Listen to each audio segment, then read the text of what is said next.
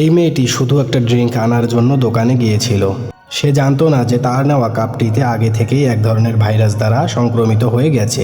মেয়েটি কোনো কিছু না ভেবে তাড়াহুড়ো করে এক নিঃশ্বাসে পানিগুলো খেয়ে ফেলে।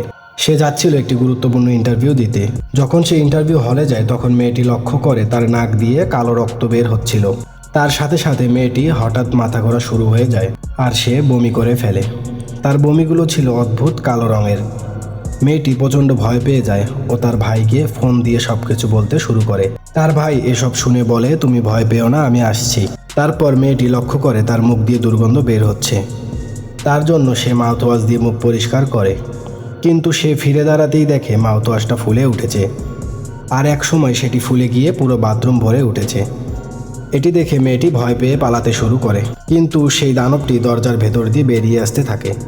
মেয়েটি প্রচুর ভয় পেয়ে যায় ও লিফটের মধ্যে পড়ে যায়, আর দানবটি তার কাছে আসার আগেই লিফটটি বন্ধ হয়ে যায়।